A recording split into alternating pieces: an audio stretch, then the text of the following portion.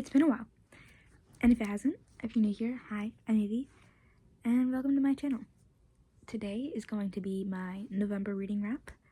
I've decided I want to make some more reading videos. I'm still going to make lots of art stuff and lots of gaming stuff, but I've been doing a lot of reading recently, and I've been really wanting to talk about it, so I'm going to make some more reading books. Right now I'm doing my November reading wrap, and I want to continue on making videos about book reviews, and I'm also going to be painting some Christmas presents, so look out for a video about that. So yeah, this video is my November reading wrap, which I'm actually filming this intro after I've edited the whole video because it was not a good intro. But yeah, without further ado, let's get into this reading wrap. So the first book I read was Don't Want You Like a Best Friend by Emma R. Albin, and let me tell you, I love sapphic period dramas. Something about sapphics just way back when, beautiful. I love it, so beautiful. This book follows Gwen and Beth, two debutantes looking for husbands. Gwen isn't really looking for a husband, she's more there for fun, but unfortunately Beth is there for a husband. Her father is dead, and her mom and her don't really have any money, and her uncle is kicking her out of her house. So Beth really desperately needs a husband, or again, she's gonna live on the streets with her mom. So she's out there looking for a husband. And when all of a sudden she meets Gwen, who is rich and beautiful and amazing, and they're falling in love.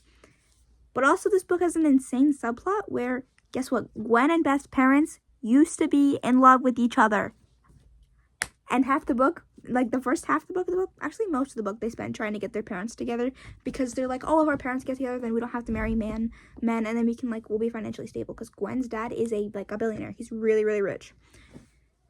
But then eventually Beth finds, a suitor, and she kind of is like, well, I kind of have to get with this man because, he's rich and has money, and our parents, it doesn't really seem like they're gonna get married. They're, at odds with each other. They're, in love one minute, they're not the next minute. It's very weird. And so she starts talking to this guy, and he proposes to her, and he goes, you can never talk to your best friend or his husband or, her father ever again. And she's like, what? And her mom go into a depression. Her mom starts, doing drugs. It's insane. But then Gwen finally finds out about this, and she's like, no, we are not going to let this pass. And so they finally decide, our parents are getting together. And then they spend the rest of the time trying to get their parents together. But while they're doing that, they're like, wait, I can't live my life without you. And they realize they're in love with each other. Some spicy things enthrall. It is let me tell you, some spicy things happen in this book, so content warning. But after that, they realize, oh, we're in love, our parents are in love.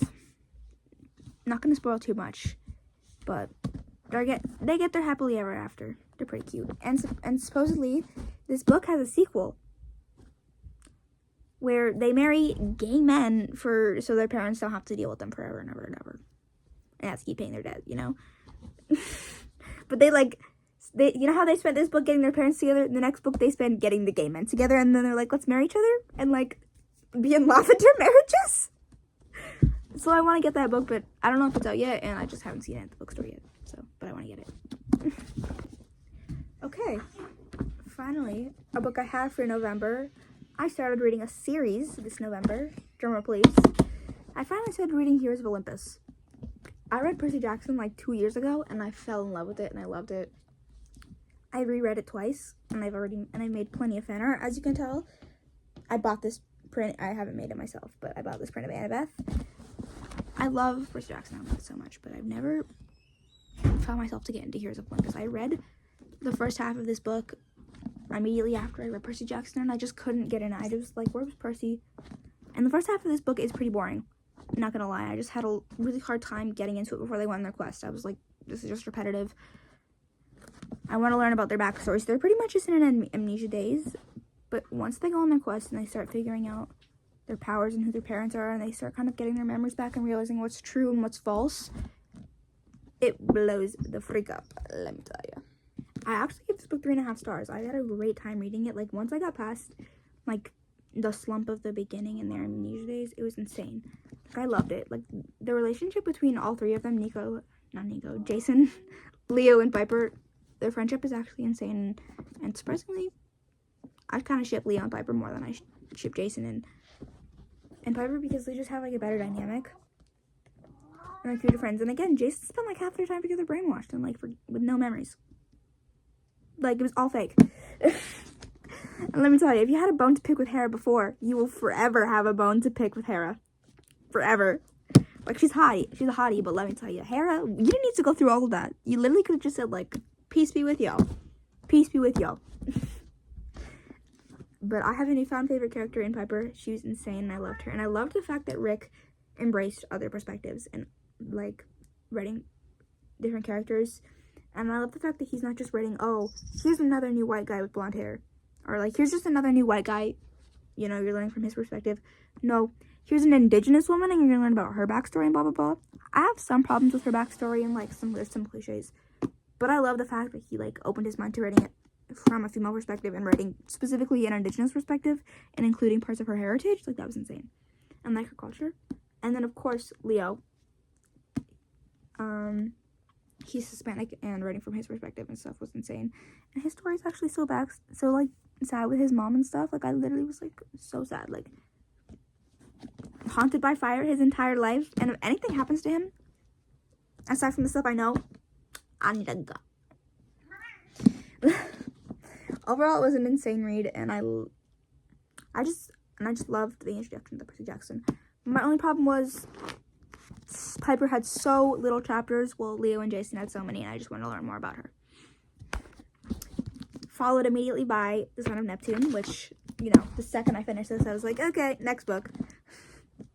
This one was actually 4.5 stars compared to the 3.5 stars. It was a little better, just because I love the pacing was better. And Percy's amnesia was a lot less severe than Jason's, and there's no fake memories, no fake girlfriend, no fake friends, like, none of that. But he was, like, just, like, doing nothing for months. Like, my main question about this book is, where was Percy during, like, all of that time? Like, he was just, like, in the forest with Lupa, for real? Sorry. But I love this book. I loved all of their perspectives. Again, he's not just writing about a white dude. He's writing about Chinese Canadian. Sorry, I'm really bad with my words. He's writing about a Chinese Canadian. He's also writing about a black woman for the first time, who is from a time where segregation is from. She came from segregation. This book was insane. I loved it. I was literally reading it in class, and my teacher was like, stop. I was like, no. The voices. I love Hazel. Hazel and Piper are actually my favorite characters. And Raina, oh my god, Raina, let me tell you, my favorite predator. I love her so much.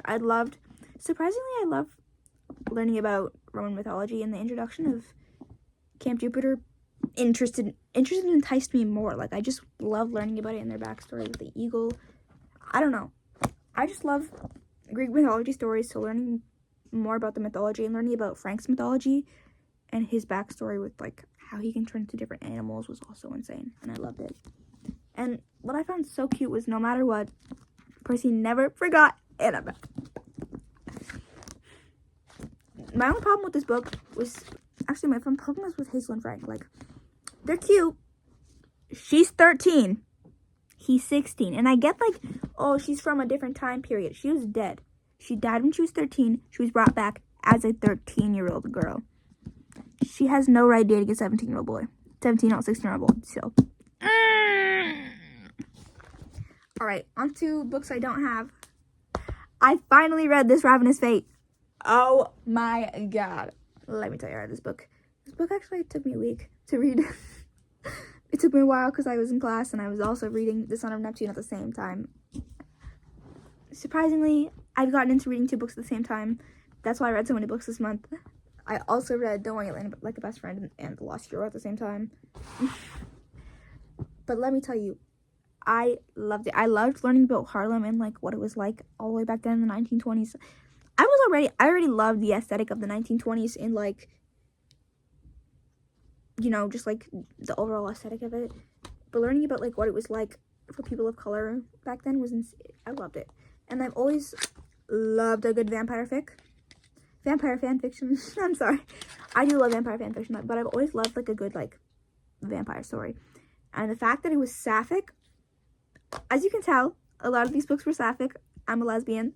I love sapphic books. If there's one thing I'm going to talk about, it's going to be a sapphic book. I am the #1 preacher for sapphic book recs.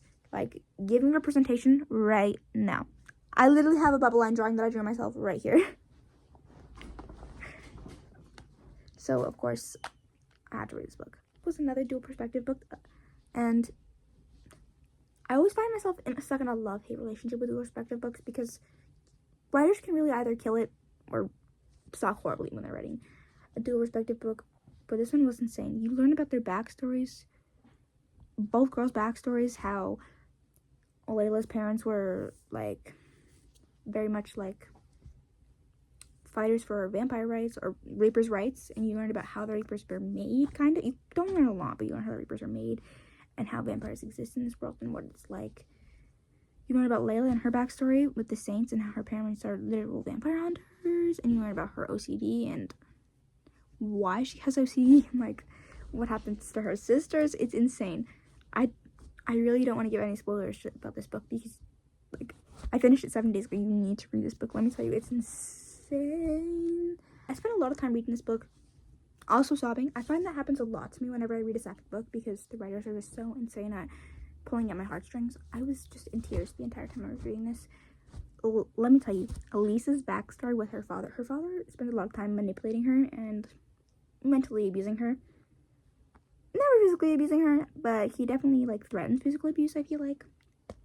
But their relationship is very twisted, and it gave me lots of flashbacks to my own relationship with my mother, who I'm no longer in very close contact with because she manipulates me.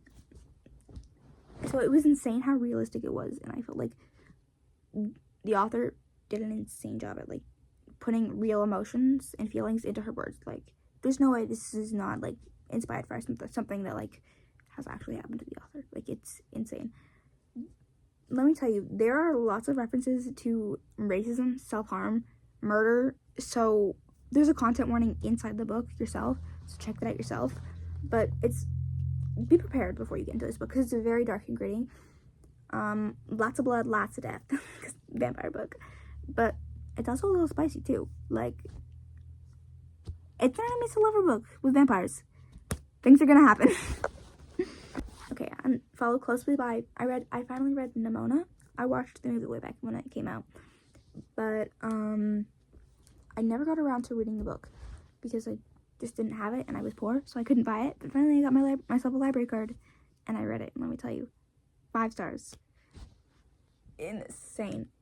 I hated the changes that the movie made because, like, they were way, like, the storyline was way better in the book, and it just made way more sense, like, learning about Nimona and what really happened to her, like, and how the scientists literally abused her, and that's why she became that big monster in the end. Like, it's way more, like, it makes way more sense, and the world building is way more intense. Like, I don't know, I just recommend it. I was shocked, and I literally once I started reading that book, I could not put it down. Let me tell you, I was almost late for work because I was just reading it so fast. I was like, I need to read everything. It was insane. Valister and Goldenheart's relationship, you can tell that they're in love and that they had, like, a relationship in the past, but it's actually not as clear as it is in the book. In the movie, and that's my favorite part about the movie, is, like, how intentionally clear it is.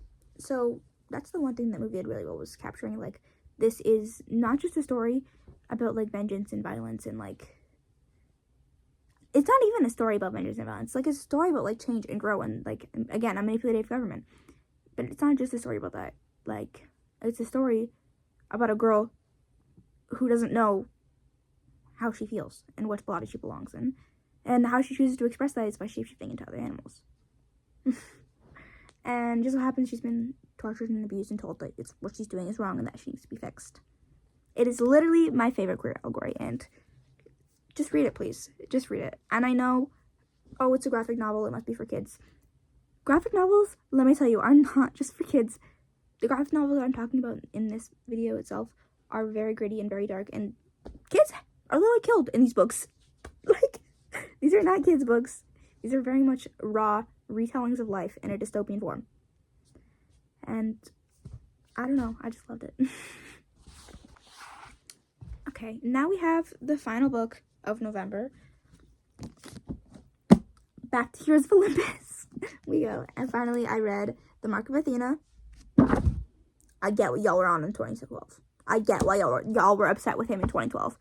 I would too. I would too send hate. I would too send like aggressive, mean tweets towards Rip Riordan. What the frick? Why would you end it like that? Why would you end it like that? Why would you end it like that? I stayed up until 5 a.m. to finish this book. I regretted it so hard. I was sobbing. I was like screaming I screamed. I went up to my brother. I was like, you will not believe what just happened. Why? But also, I feel like this is the best Heroes of Olympus book so far. Right now, I'm reading House of Hades. This is pretty much better so far. At least, like, I'm only 100 pages in, so I have nothing really to compare it to. But I loved it. I loved that it was, my problems with Neptune and Lost Gear was, it was just the three of them. In this book, you get, like, 5 separate perspectives. Like, you get Leo, you get Percy, you get Hazel. You get Hazel? No, but you get Annabeth, you get Piper. You get a lot of perspectives, and I love it. You are everywhere. And surprisingly, I love it, because you're learning about different mythologies, and you're learning about different things. And what I love my favorite part about this backstory is actually the conversation they have with Aphrodite about, like, the past and how, in the present, and about how society works. I don't remember it too much because I was actually listening to it that part on audiobook, but let me tell you, it was my favorite. I was actually crying because of how raw and emotional it was, and how realistic it was, especially when talking about Hazel and how, like, slavery and stuff. I could not. But let me tell you, Annabeth was always one of my favorite characters when reading, like, the original Percy Jackson series. My tier had to go Dahlia, Annabeth, and Nico. Then Percy. I know, he's the main character, but I just find female characters much more interesting. So, the fact that this was an Annabeth-centered book, I was insane. And the fact that she had to do most of this alone, let me tell you, again, sobbing. And the fact that she didn't really have to do that alone, the fact that Wisdom's Daughter walks alone, was all the fact because that she didn't really have powers. Like, Percy could have been there the whole time with her. But, let me tell you, Annabeth, she is a genius, and I will never let you forget this. 5 stars. I was sobbing. Let me see. Do I have any favorite quotes?